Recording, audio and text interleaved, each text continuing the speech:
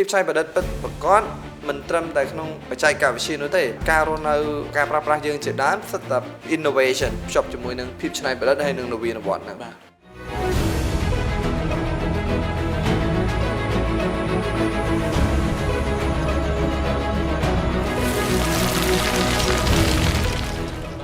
ជាសួរបងទាំង4រូបបាទដែលជាគណៈកម្មការនៅក្នុងកម្មវិធី i Series រដូវកាលទី2ហើយក៏ជាសួរទស្សនិកជនជាពិសេសអ្នកដែលតែងទស្សនានៅក្នុងកម្មវិធី i Series រដូវកាលទី2នេះ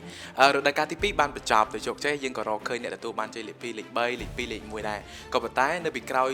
ការទទួលជ័យលេខ2របស់គាត់ក៏មានការចូលរួមយ៉ាងសកម្មពីគណៈកម្មការទាំង4រូបដែលជាអ្នកដាក់បន្ទុកហើយក៏ដូចជាអ្នកជ្រើសរើសនៅបេក្ខជនដែលទទួលបាននៅហានវីនរបស់ខ្ពស់ដែលជាម្ចាស់ពានផ្ទាល់តែម្ដងអញ្ចឹងចង់ដឹងអំពីអ្វីដែលជាចំណុចសំខាន់អ្វីដែលគណៈកម្មការមើលឃើញពីកម្មវិធីផ្ទាល់យើងនឹងជួបគាត់ទាំងអស់គ្នាជំរាបសួរម្ដងទៀតបងទាំង4ដែលបានចូលរួមនៅក្នុងពេលវេលានេះខ្ញុំសង្ឃឹមថាវីដេអូមួយនេះនឹងជួយទៅដល់អ្នកដែលគាត់ចូលចិត្តតាមដានជាពិសេសទៅលើនវានុវត្តភាពអាជីវកម្មខ្នាតតូចមធ្យមគាត់ទទួលបានចំណេះដឹងថ្មីៗពីគណៈកម្មការអញ្ចឹងដំបូងបំផុតចង់សួរបងមានមុនគេថាតើអ្វីដែលបងមើលឃើញដំបូងនៅពេលដែលបងបានចូលរួមក្នុងកម្មវិធី i Series ដោយការទី2វគ្គផ្ដាច់ព្រាត់បងកម្មវិធីនេះជាកម្មវិធីមួយដែលល្អលើកស្ទួយឲ្យខាង SME របស់យើងចេះរកអ្វីដែលថ្មីគំនិតថ្មីដើម្បីបង្កើននៅគេហៅថាផលិតផលលើកស្ទួយប្រទេសជាតិរបស់យើងក្នុងនាមកម្មការក្នុងការវិទ្យាល័យខ្ញុំឃើញ SME មួយមានគំនិតច្នៃប្រឌិតល្អដូចគ្នាពិបាកវិតម្លៃដោយសារគាត់មានគំនិតផ្សេងពីគ្នាការវិតម្លៃយើងបានឆ្ពោះទៅលើការច្នៃប្រឌិតខ្ពស់បំផុតដើម្បីយើងគិតថាតើអាចជួយឲ្យជំរុញឲ្យគាត់តទៅទៀតថាតើគាត់អាចឡើងទៅច្នៃប្រឌិតមកកម្រិតទៀតតាមវិធីសាស្ត្រណាអញ្ចឹងគឺជាការវិទ្យាល័យមួយដែលលំបាកហើយក៏ខ្ញុំគិតថាអ្នកដែលអត់បានជាប់នៅក្នុងកម្មវិធីក៏គាត់ល្អដែរប៉ុន្តែគាត់នឹងខិតខំកែច្នៃបន្តទៀតក្នុងការកែច្នៃផលិតផលរបស់គាត់ឲ្យកាន់តែល្អជាងមុនដើម្បីបំពេញទីផ្សារអរគុណបងមានចង់សួរទៅបងគឹមថងបន្តចេះដោយសារតែនៅពេលដែលក្រុមការងារតាក់ទងទៅបងអញ្ជើញចូលរួមកម្មវិធីតើបងគិតថាយល់យ៉ាងណាអារម្មណ៍ទៅបងបាទច្បាស់ទៅបងហ្នឹងគឺថាអត់ដែរធ្វើគណៈកម្មការផងបាទហើយទី2បារម្ភតាក់ទងជាមួយ SME ពួកយើងនៅក្នុងវិស័យមួយនៅក្នុងគេហៅថា technology ប្រហែលជាវត្តដឹងខ្ញុំក៏ព្យាយាមថាតិចអត់ត្រូវទៅចង់សួរថានៅពេលដែលបងទៅដល់ភ្លាមឃើញអ្នកចូលរួមច្រើនមែនទែនរហូតដល់130នាក់ជាងអញ្ចឹងណាចង់ដឹងថាបងមានអារម្មណ៍មិនដែរពេលដែលទទួលពាក្យភ្លាម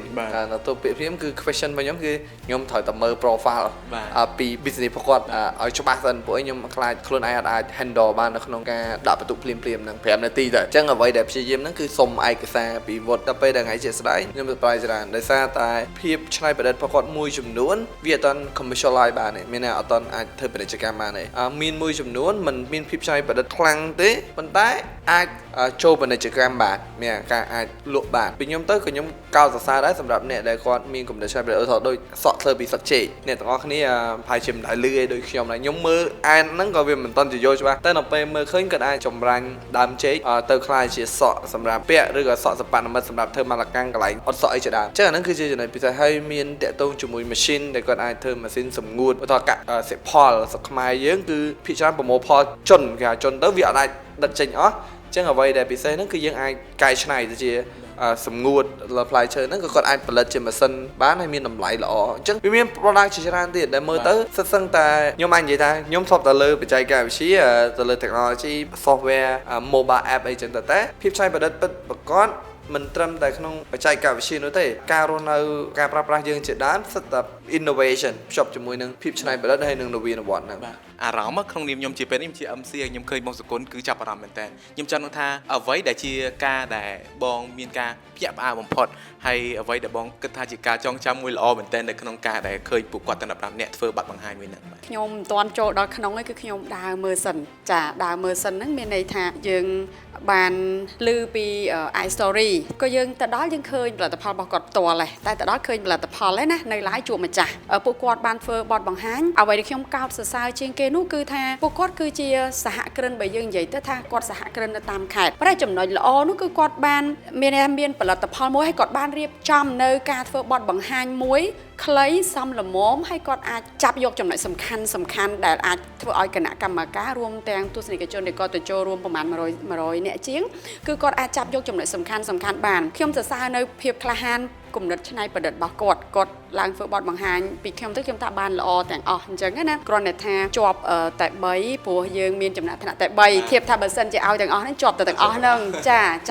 អញ្ចឹងកន្លែងហ្នឹងជាចំណុចសំខាន់ហើយក្នុងនាមជាគណៈកម្មការទៀតសោតដោយសារតែពួកគាត់ធ្វើបានបែបនោះហើយទើបយើងអាចថាផ្ដល់នូវភាពងាយស្រួលឲ្យគណៈកម្មការគាត់ងាយនៅក្នុងការប្រៀបធៀបហើយនឹងដាក់ពិន្ទុបានដែរចាចំណុចដែលខ្ញុំកោតសរសើរពួកគាត់គឺគំនិតច្នៃប្រឌិតហើយការដែលគាត់ប្រឹងប្រែងរៀបចំធ្វើបទបង្ហាញព្រោះសំបីតែបទពិសោធន៍ខ្ញុំផ្ទាល់ណាធ្វើការប្រហែលមកដំបូងហ្នឹងទៅធ្វើបទបង្ហាញនេះវាមិនស្រួលទេណាប៉ុន្តែពួកគាត់នៅតាមខេត្តជាសហគ្រិននៅតាមខេត្តហើយគាត់អាចរៀបចំបានប៉ុណ្ណេះនេះគឺពីខ្ញុំទៅខ្ញុំសរសើរណាស់ចង់និយាយថាបើយើងគិតទៅមានទាំងផលិតផលដែលគាត់ច្នៃបានពិតប្រាកដជាក់ស្ដែងបន្ទាប់សុំទៅបងភាវីខ្ញុំមានសំណួរសួរបងភាវីច្រើនតើពីរដូវកាលទី2នេះវាមានលក្ខណៈខុសប្លែកនេះពីរដូវកាលទី1មិនហើយតើបេសកកម្មជាគណៈកម្មការនឹងបន្តស្វែងរកបេក្ខជនបែបណាដែលជាម្ចាស់ជាលទ្ធិលើកនេះយើងឃើញថាសហគ្រាសដែលគាត់ចូលរួមពេលដែលគាត់ធ្វើបទបង្ហាញហ្នឹងគាត់មានការបដោតយកចិត្តទុកដាក់ខ្លាំងទៅលើពាក្យថានវានុវត្តន៍ឬក៏គំនិតច្នៃប្រឌិតថ្មីនៃអាជីវកម្មរបស់គាត់អញ្ចឹងយើងឃើញថាច្បាស់ជាងវគ្គមុនណាគាត់ច្បាស់លាស់គាត់រកមូលហេតុនិងបញ្ហាដែលគាត់ជួបប្រទះគាត់ច្នៃប្រឌិតអាជីវកម្មមួយដើម្បីដោះស្រាយបញ្ហាហ្នឹងចាចំណុចនេះគឺច្បាស់មែនតើអញ្ចឹងហើយបានធ្វើឲ្យគណៈកម្មការពិបាកដាក់ពិន្ទុហ្នឹងដោយសារទីមរបស់យើងបានន័យថាយើងរកអ្នកដែលមានគំនិតច្នៃប្រឌិតប៉ុន្តែចេញមក15រូបសិតតែគំនិតច្នៃប្រឌិតថ្មីទាំងអស់ហើយសិតតែល្អអញ្ចឹងធ្វើឲ្យយើងគឺពិបាកដាក់ពិន្ទុមែនតើអាហ្នឹងនិយាយតាមត្រង់ជុំទី1ហ្នឹងគឺពិបាកណាស់នេះជាចំណុចខុសប្លែកបានថាយើងកែប្រែបានប្រសើរជាងមុនខ្លាំងពួកគាត់បានយកចិត្តទុកដាក់ខ្លាំងចំណុចដែលល្អបន្ទាប់ទៀតហ្នឹងគឺថាចាពួកគាត់ការធ្វើបទបង្ហាញរបស់គាត់ហ្នឹងគឺបានយ៉ាងរលូនចាស់ច្បាស់លាស់អញ្ចឹងណាគណៈកម្មការគឺការដែលពិបាកដាក់ពិន្ទុហ្នឹងគឺដូចគ្នាគំនិតសិតតែល្អអញ្ចឹងអាភាពលំអៀងគ្នាបន្តិចហ្នឹងដែលធ្វើឲ្យគណៈកម្មការពិបាកដាក់ពិន្ទុចំណុចមួយទៀតគឺយើងអត់មានឱកាសក្នុងការសួរសំណួរពួកគាត់ទេអញ្ចឹងយើងផ្អែកទាំងស្រុងទៅលើ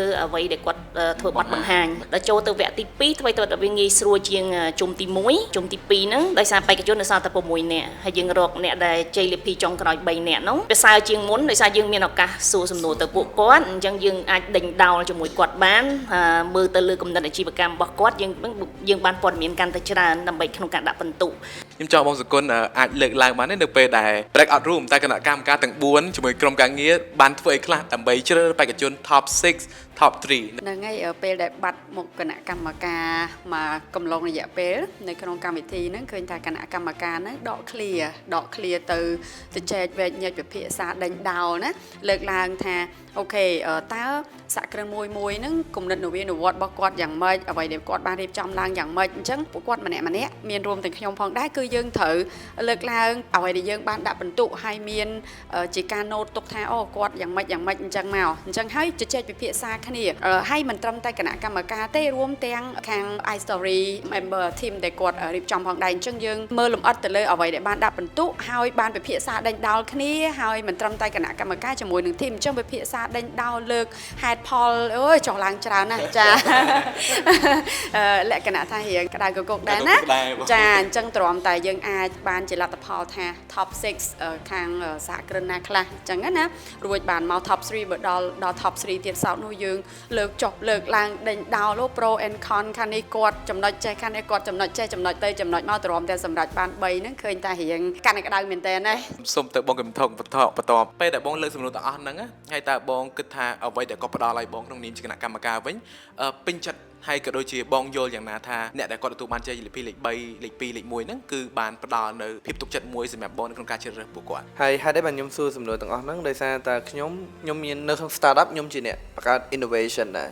ចាប់ផ្ដើមមកអញ្ចឹងផលិតផលមួយដែលថ្មីឧទាហរណ៍ ready to eat សាច់ក្រកនំគ្រក់ដែលគាត់ ready to eat វាបង្កើតបានហើយប៉ុន្តែតើគាត់មាន plan ឬក៏ផែនការក្នុងការ commercialize ឬក៏ទៅលក់អាហ្នឹងឬក៏ទៅ educate ឲ្យគេយល់ពីអាហ្នឹងព្រោះមនុស្សណានឹកឃើញទៅហូបនំគ្រក់ហែកហូបឬក៏នឹកឃើញណាទៅទិញសាច់ក្រកដែលដាក់កញ្ចប់សំខាន់មនុស្សមិនទាន់នឹកឃើញផងហេតុអីគាត់អាចទៅទិញនៅក្នុង market បានខ្ញុំតែងតែសួរសំណួរភាគច្រើននៅលើការផ្សព្វផ្សាយក៏ដូចជាការលក់ក៏ដូចជាផែនការដែរដែលខ្ញុំនៅក្នុងវិស័យ innovation ដូចគាត់ដឹងហើយមនុស្សជាច្រើនស្ទើរតែ 99% ឯដែលគាត់ come up with idea That's a good idea ប៉ុន្តែគាត់អាចធ្វើជោគជ័យបានហើយមាន1%ហ្នឹងទៀតក្នុងចំណោម1%ហ្នឹងទៀតគាត់ធ្វើជោគជ័យបានហើយប៉ុន្តែគាត់មិនអាចយកវាទៅ success នៅលើទីផ្សារបានទៀតក្នុងចំណោមហ្នឹងអញ្ចឹងមានន័យថាវាតិចជាង1%ទៀតនៅក្នុង startup ឬក៏បច្ចេក innovation ហ្នឹងអាច success sustainable មានន័យថានិរន្តរភាពបានយូរអង្វែងហ្នឹងអញ្ចឹងខ្ញុំចង់ឆ្កឹះសំណួរហ្នឹងដើម្បីគាត់គិតថាវាគ្រាន់តែជាបាទវាគ្រាន់តែជាជំហានដំបូងដែលគាត់អាចរកឃើញប៉ុន្តែមិនមែនជាចុងបញ្ចប់នៃលទ្ធផលមួយហ្នឹងឯងគាត់ត្រូវជួបសំណួរជាច្រើនដែលធ្វើឲ្យគាត់លំបាកបើគាត់មានឆន្ទៈគាត់អាចយកសំណួរហ្នឹងទៅត្រៀមសម្រាប់ថ្ងៃក្រោយបើគាត់ជួបដៃគូវិនិយោគជួប partner អីផ្សេងគាត់អាចឆ្លើយសំណួរទាំងអស់ហ្នឹងបានគាត់ប្រកាសជាច្បាស់ជាងមុនហើយយល់ពី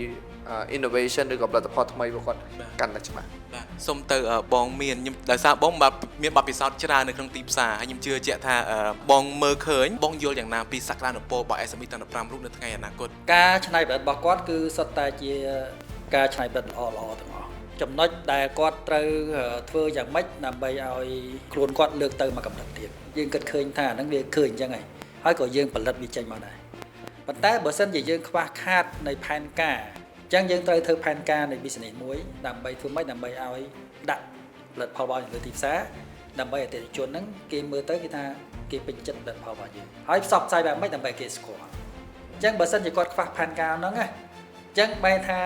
គាត់អាចនឹងខាតពេលវេលារបស់គាត់អញ្ចឹងគាត់គួរតែមានការកើតផែនការមួយចំនួនទៀតដើម្បីឆ្លុះបញ្ចាំងថាគាត់អាចពិវត្តខ្លួនទៅម្ដងទៀតដើម្បីឲ្យអ្នកវិនិយោគក្តីឬក៏អ្នកណាដែលជា partner ក្តីគេមើលឃើញថាអូអញ្ចឹងគាត់មានផែនការវិវត្តទៅល្អអញ្ចឹងគេមានគិតថាអូគេអាចដាក់វិនិយោគជាមួយបានប៉ុន្តែផលិតផលអស់នោះគឺល្អហើយតែគាត់ថានៅខ្វះបន្តិចទៀតដើម្បីឲ្យគាត់ឈានទៅម្ដងទៀតដើម្បីឲ្យគាត់ជោគជ័យក្នុង business ហ្នឹងបងអាចបន្ថែមតិចទៀតបានទេបងថាចំណុចដែលបងលើកឡើងបន្ថែមហ្នឹងតើវាអាចមានចំណុចណាមួយដែលបងគិតថាវាជាគោលដៅមួយសំខាន់ដែលពួកគាត់ត្រូវតែរៀបចំឬក៏ត្រៀមខ្លួនពីពេលហ្នឹងទៅដើម្បីអាចទៅជាអាជីវកម្មមួយដែលមានសក្តានុពលខ្ពស់នៅក្នុងប្រទេសខ្មែរយើងផ្ទាល់ណាបងការវិវត្តរបស់គាត់មានហើយច្នៃប្រឌិត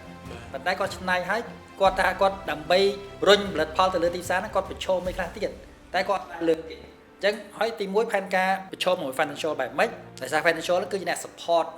នៃ business របស់គាត់ទាំងមូលណាតាំងពីការលក់បែបម៉េចដាក់ទៅលើទីផ្សារបែបម៉េច team បង្កើត team បុគ្គលិកបែបម៉េចណាទៅលើផ្សព្វផ្សាយបែបម៉េចអស់ហ្នឹងដែលជាត្រូវការ financial support ប៉ុន្តែគាត់គាត់បានថាអានេះជាការប្រឈមរបស់គាត់យល់បងបាទហ្នឹងហើយអាហ្នឹងក៏ដែលខ្ញុំចង់និយាយថាគាត់ត្រូវការ rest ហ្នឹងឡើងដើម្បី investment គាត់ថាអូខ្ញុំត្រូវការ team sales ខ្ញុំបែបម៉េចផ្សព្វផ្សាយបែបម៉េចណាទៅលើទីផ្សារបែបម៉េចយុទ្ធសាស្ត្ររបស់ខ្ញុំបែបម៉េចអញ្ចឹងអ្នក investment អូខេគាត់ត្រូវការទៅ support សូមទៅបងសុគន្ធម្ដងនួដែលយើងតែងតែបាននៅក្នុង comment ឬក៏តការសួរនៅពេលកម្មវិធីបានចប់ជាស្ថាពរបងគេថាហេតុអីបានជាបេក្ខជនទាំង3ដែលមានលេខ1លេខ2លេខ3មានសិប្បកម្មទាំង3ដែលឬក៏សហគ្រាសទាំង3ជាអ្នកទទួលជ័យលាភីតើគាត់មានរយៈពិសេសត្រង់ណាខ្លះអញ្ចឹងហើយសូមគណៈកម្មការបងសុគន្ធជួយអាចរៀបរាប់តិចបានថាហេតុអីបានជាបងគណៈកម្មការទាំង4ជ្រើសរើសយកពួកគាត់ទាំង3សម្រាប់ជ័យលាភីទាំង3ឥឡូវយើងរំលឹកតិចណាជ័យលាភីទាំង3អញ្ចឹងមានទី1គឺគាត់ខាងផលិតម៉ាស៊ីនសម្ងួតដែលគាត់ច្នៃបែបក្នុងស្រុកហើយធូរថ្លៃទៀតទី2នោះគឺសាច់ក្រកចាទី3នំពៀថ្នោតចាថ្នោតគេស្គាល់អត្តសញ្ញាណខ្មែរយើងដែរណាចាអញ្ចឹងទាំង3នោះគាត់គឺជាជ័យលាភីមែនតើទៅបើយើងនិយាយថាតើពួកគាត់មានចំណុចពិសេសអីបើឲ្យដែលខ្ញុំលើកឡើងនេះឲ្យដែលសមស្របទៅនឹងកម្មវិធីរបស់យើងគឺគំនិតច្នៃប្រឌិតខ្ពស់របស់គាត់បើសិនជាយើងលើកអំពីជ័យលាភីលេខ1ដែលខ្ញុំចង់សង្កត់ធ្ងន់មែនតើណាគណៈកម្មការយើងគឺគេហៅថាស្រស់គ្នានៅក្នុងការដែលគ្រប់គ្រងមែនតើអញ្ចឹងម៉ាស៊ីនដែលគាត់ច្នៃប្រឌិតសម្រាប់សម្ងួតនោះយើងឃើញថាសួរថាម៉ាស៊ីននៅលើទីផ្សារមានប្រហែលជាម៉ាស៊ីនដែលនាំចូលអីចឹងទៅ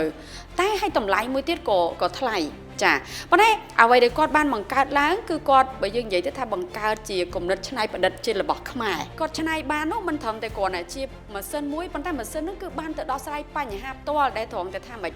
ប្រជាកសិករខ្មែរយើងគាត់ជួបចំណោទមួយឲ្យតែពេលគាត់ដាំកសិផលបានដល់ទៅពេលរដូវប្រមូលផលហ្នឹងគឺតម្លៃធ្លាក់ចុះគឺពិបាករកទីផ្សារអីចឹងទៅអញ្ចឹងដំណោះស្រាយរបស់គាត់នេះគឺថាល្អមែនតើ មានន័យថាគឺគាត់អាចជួយឆ្នៃនៅផលិតផលកសិផលទាំងអស់ហ្នឹងឲ្យទៅជាសម្ងួតទៅហើយជាមួយនឹងថ្លៃដើមផលិតទៀតព្រោះអីម៉ាស៊ីនគាត់ដែលផលិតនៅក្នុងស្រុកតាមការច្នៃប្រឌិតហ្នឹងគឺធូរថ្លៃហើយគុណភាពហ្នឹងក៏ល្អទទួលយកបានព្រោះសុទ្ធតែឆ្លងកាត់តេស្ត lab អីហើយអញ្ចឹងគឺជួយដោះស្រាយទាំងបញ្ហាទៀតមិនត្រឹមតែជាគំនិតច្នៃប្រឌិតគំនិតនវានុវត្តន៍ដែលល្អទេបានឆ្លើយតបទៅនឹងតម្រូវការជាក់ស្ដែងបច្ចុប្បន្នអញ្ចឹងនៅក្នុងទាំង3ហ្នឹងអីដែលយើងមើលឃើញចំណុចសំខាន់មួយហ្នឹងគឺគំនិតនវានុវត្តន៍ហ្នឹងឯងបាទជាចុងក្រោយចង់សួរទៅបងសុភាវីបងយល់យ៉ាងណាចំពោះកម្មវិធី i Story ដោយការទី2នេះដែលបានបញ្ចប់ជាស្ថាពរហើយយើងមានរយៈពេល10ខែបងនេះជាសំណួរទី1ហើយទី2ក៏ដូចជាចង់សួរបងតើប្រសិនបើមាន SME បន្តឬក៏រដូវកាលទី3ដែលកើតមានឡើងបើសិនជាគាត់ចង់ចូលរួមនៅកម្មវិធីរបស់ពួកយើងតើគាត់គួរតែត្រៀមលក្ខណៈដូចម្តេចខ្លះសម្រាប់សំណួរទី1បងសូមអបអរសាទរផងដែរដែលយើងបានដែលយើងបានបញ្ចប់កម្មវិធីរដូវកាលទី2នេះដោយជោគជ័យបងនិយាយពាក្យថាជោគជ័យតែម្ដងព្រោះយើងឃើញថាមានការចូលរួមយ៉ាងកុះករមិនថាអ្នកដែលគាត់ទទួលជ័យលាភីគាត់ស័ក្តិសមនឹងទទួលជ័យលាភីបងគិតថានេះជាកម្មវិធីដែលជោគជ័យមួយធំសម្រាប់សំណួរទី2ថាតើគ្រប់សហគ្រាសតូចមធ្យមតើគាត់គួរតែរៀបចំខ្លួនបែបណាសម្រាប់រដូវកាលបន្តទៀតអញ្ចឹងដូចបងគាត់មានប្រសាសន៍អញ្ចឹងចំណុចខ្វះខាតដែលគាត់មើលឃើញពីសហគ្រាសនីមួយៗអញ្ចឹងប្រហែលជាបងចង់សង្ខេបជាចំណុចដើម្បីងាយស្រួលអញ្ចឹងណាបងគិតថាវគ្គនេះគឺយើងបដោតបានល្អបំផុតគឺទៅលើគំនិតនវានុវត្តន៍ហើយគំនិតច្នៃប្រឌិតថ្មីអាជីវកម្មថ្មីរបស់គាត់អញ្ចឹងសង្ឃឹមថាចំណុចខ្វះខាតដែលត្រូវបន្តទៀតដែលគាត់ត្រូវបន្ថែមព្រោះអ្វីដែលយើងបដោតគឺថាគាត់មានគំនិតហើយតើយើងធ្វើម៉េចដើម្បីឲ្យគំនិតគាត់នឹងអាចវិនិយោគបានព្រោះបើសិនជាមានគំនិតហើយប៉ុន្តែយើងខ្វះព័ត៌មានតែអត់អ្នកវិនិយោគគាត់អត់អាចវិនិយោគបានក៏យើងអត់អាចតាក់ទាញអ្នកវិនិយោគបានដែរចាអ្វីដែលយើងចង់ឃើញជោគជ័យបានន័យថាយើងចង់ឃើញ product របស់គាត់ឬក៏សេវាកម្មរបស់គាត់នឹងឡើងទីផ្សារអញ្ចឹងបងសង្ខេបថាចំណុចទី1ដែលសំខាន់បំផុតហ្នឹងគឺគាត់ត្រូវសិក្សាទីផ្សារទំហំទីផ្សារគឺសំខាន់ណាស់បានន័យថាបើគាត់ចង់លក់ម៉ាស៊ីនសម្ងួតរបស់គាត់ត្រូវដឹងថាទីផ្សារក្នុងប្រទេសកម្ពុជាប្រហែលគ្រឿងអញ្ចឹងអានឹងជាកង្វះខាតបន្តិចព្រោះបងបានសួរសំណួរនឹងដែរហើយគាត់អត់ទាន់មានព័ត៌មានអញ្ចឹងសំខាន់ទំហំទីផ្សារហើយក៏ដូចគ្នាដែរនិន្នាការទីផ្សារបានន័យថាបើសិនជាទីផ្សារតើទីផ្សារមានការប្រែប្រួលអត់ព្រោះទីផ្សារប្រែប្រួលលឿនណាស់អញ្ចឹងផលិតថ្ងៃហ្នឹងផលិតផលថ្ងៃហ្នឹងអាចស្អែកក៏មានការប្រែប្រួលដែរអញ្ចឹងគាត់ត្រូវយល់ស្ថានភាពទីផ្សារ2គាត់ត្រូវដឹងពីគូប្រកួតប្រជែងអាចមានគូប្រកួតប្រជែងផ្ទាល់និងមិនផ្ទាល់បានថារបស់ដែលគេអាចជំនួសបានអញ្ចឹងណាចាហើយគាត់ត្រូវដឹងចំណុចខ្លាំងចំណុចខ្សោយផងដែរចំណុចទី3ហ្នឹងគឺគាត់ត្រូវដឹងពីបញ្ហាហិរញ្ញវត្ថុដូចលើកឡើងអញ្ចឹង model ហ្នឹង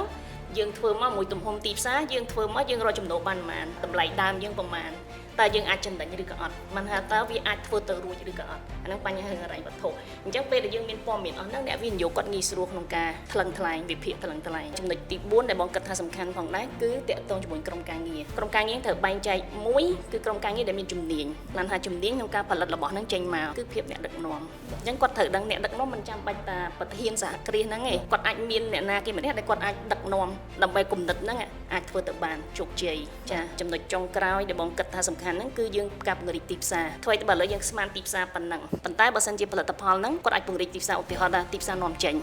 អាហ្នឹងគឺជា potential មែនតើមានសក្តានុពលខ្លាំងអញ្ចឹងសហគ្រាសមួយគាត់គួរតែមានចំណុចទាំងអស់នេះបានថាមានការគិតជាស្រេចទោះបីជាការប្រមូលព័ត៌មានហ្នឹងបានតិចក្តីច្រើនក្តីគាត់គួរតែមានគំនិតហ្នឹងឲ្យហើយគុណបងអញ្ចឹងជាចុងក្រោយអរគុណបងទាំង4ដែលបានចូលរួមនៅក្នុងការសម្ភាសន៍មួយនេះក្រោយពីការបញ្ចប់នៅក្នុងកម្មវិធីអាយរដូវកាលទី2វគ្គផ្ដាច់ព្រាត់ពីក្រុមការងារក៏ដូចជាខ្ញុំផ្ទាល់ខ្ញុំមានអារម្មណ៍ថាដូចគ្នាមានមោទនភាពមានកិត្តិយសហើយក៏សប្បាយចិត្តខ្លាំងនៅពេលដែលមានវត្តមានបងទាំង4ចូលរួមនៅក្នុងការវិនិច្ឆ័យក៏ដាក់បន្ទុកទៅកម្មវិធីរបស់យើងជាពិសេសជាមួយនឹងបេក្ខជនទាំង15រូបដែលចូលរួមប្រកួតនឹងហើយក៏យើងបានស្វែងរកទាំងអស់គ្នាទៅលើបេក្ខជនលេខ1លេខ2និងលេខ3ហើយសុទ្ធតែជាការសម្រេចចិត្តយ៉ាងល្អិតល្អន់ម៉ត់ចត់ក៏ដូចជាព្យាក្រឹតបំផុតមែនតើពីគណៈកម្មការអញ្ចឹងអរគុណម្ដងទៀតបងដែលបានចូលរួមហើយខ្ញុំសង្ឃឹមថាទស្សនិកជនដូចគ្នាដែលទស្សនានៅកម្មវិធី iStory រដូវកាលទី2នេះនឹងបន្តគាំទ្រទៀតនៅក្នុងរដូវកាលបន្តហើយជូនពរឲ្យសុខភាពល្អហើយនឹងជោគជ័យគ្រប់ភារកិច្ចបាទអរគុណជម្រាបលាបាទ